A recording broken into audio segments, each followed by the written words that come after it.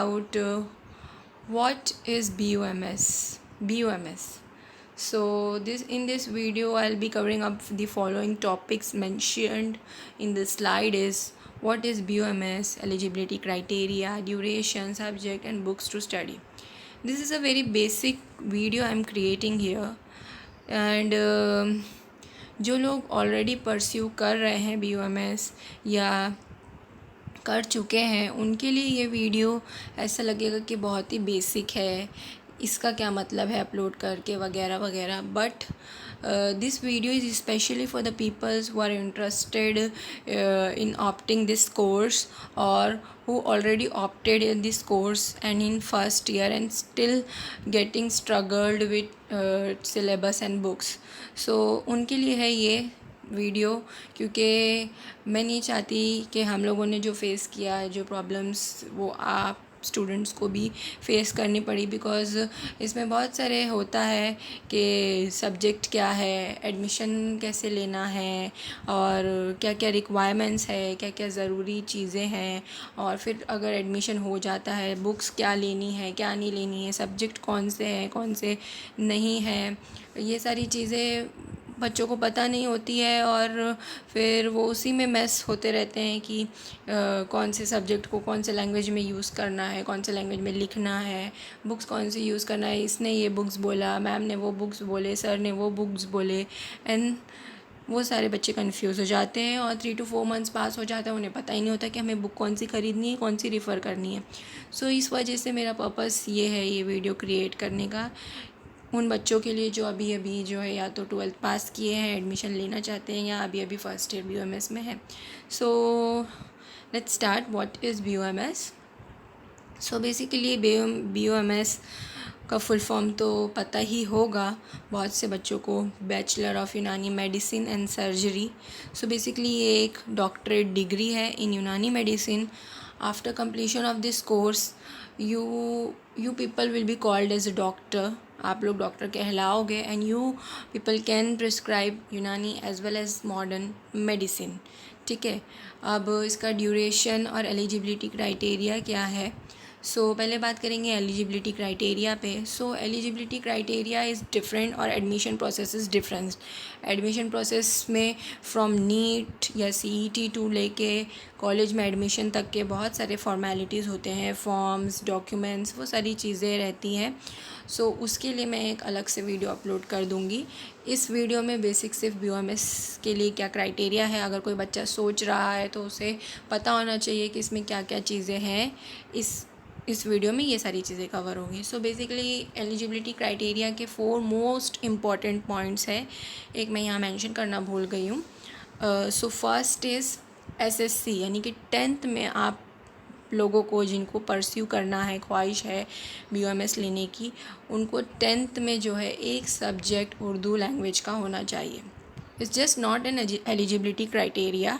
Eligibility criteria के साथ साथ ये बहुत इम्पॉर्टेंट इसलिए है कि उर्दू जो है आपको from the first year till the final year और इवन फाइनल ईयर के बाद अगर आप PG कोर्सेज़ पे अप्लाई करते हैं तो उसमें भी आप लोग को उर्दू हमेशा काम आने वाली है. हर क्लास में जो है 1, 2, 3 सब्जेक्ट्स ऐसे होते हैं जिनको सिर्फ उर्दू में पढ़ना और लिखना होता है एग्ज़ाम पॉइंट ऑफ व्यू से. सो इसलिए ये उन बच्चों के लिए मैं इसमें बार बार ज़ोर दे रही हूँ कि उर्दू होना ज़रूरी है.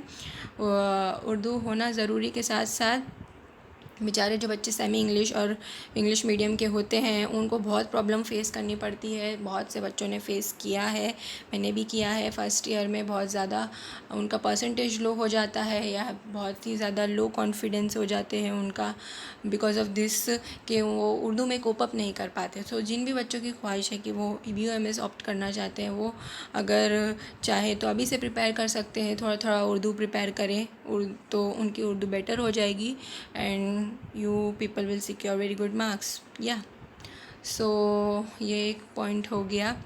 और फिर सेकंड है साइंस स्ट्रीम से आप लोग को HSC करनी है, 12th करनी है, ये तो पता ही है. और 12th में आप लोगों को जो है PCB physics, came and bio, बहुत सी कॉलेजेस में बायो को स्किप करके लोग मैथ्स, सोशियोलॉजी, IT बहुत सारे सब्जेक्ट्स के ऑप्शन रहते हैं.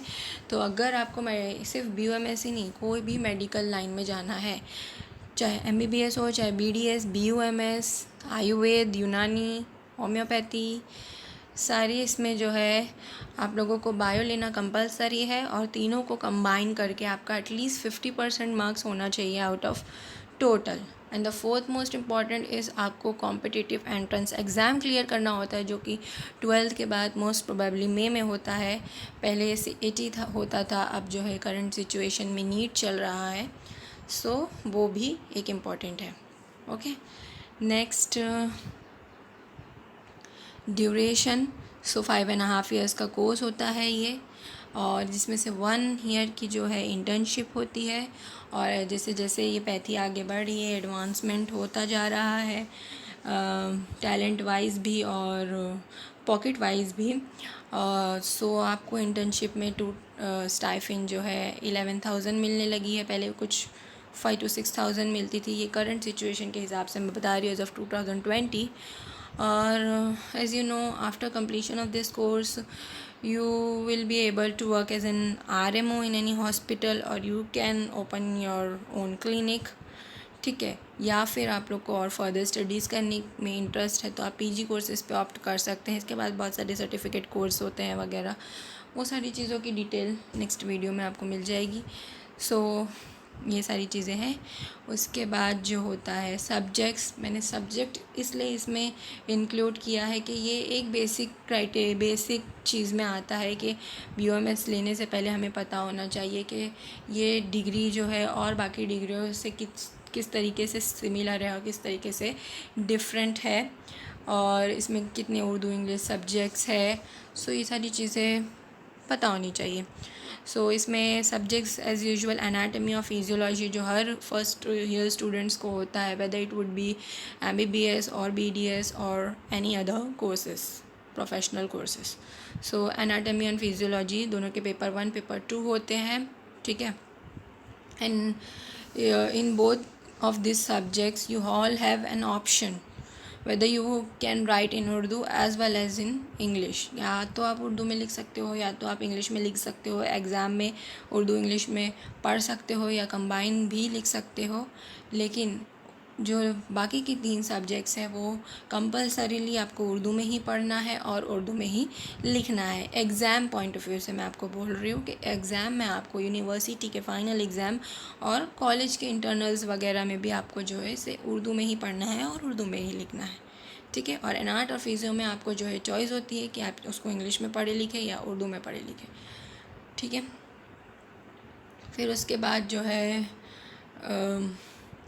सब्जेक्ट्स हो गया। अब सब्जेक्ट्स के बाद बहुत सारे बच्चों की ये भी क्वेरी रहती है, कॉलेज में एडमिशन हो गया, फर्स्ट ईयर में आ गए, सब्जेक्ट्स भी ऑलमोस्ट पता चल गए, लेकिन अब ये नहीं पता है बुक्स कौन सी लेना है नहीं लेना है। बहुत सारा कन्फ्यूजन है, किसी ने ये ऑथर बता दिया, किसी ने वो ऑथर बता दिया।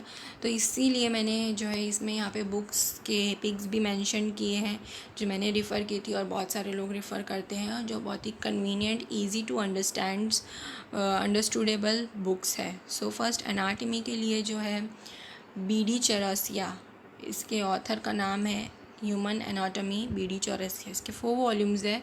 वॉल्यूम 1 में अपर लिम्ब कवर होता है, वॉल्यूम 2 में लोअर लिम्ब कवर होता है, वॉल्यूम 3 में जो है हेड एंड नेक, और वॉल्यूम 4 में न्यूरो एनाटमी यानी कि ब्रेन के स्ट्रक्चर सारी चीज़ें उसमें कवर होती है। बहुत ईजी और यूज़फुल बुक है। आपको Day 1 से ही इसे पढ़ना स्टार्ट करना है। ठीक है, सो आपके लिए बेटर होगा क्योंकि बहुत ही वास्ट होती है। ये 4 वॉल्यूम्स कवर करना is not an easy task, so you have to prepare from the Day 1। Next है फिजियोलॉजी के लिए। सो इसके लिए इसके ऑथर का नाम है प्रेमा शंभुलिंगम। मैं आपको जूम करके दिखा देती हूँ। और अब इसका करंट जो है 8th एडिशन चल रहा है। और फिर अब नेक्स्ट है अरबी और मंतिक फ़लसफ़ा, दोनों अलग अलग बुक्स में कवर होते हैं।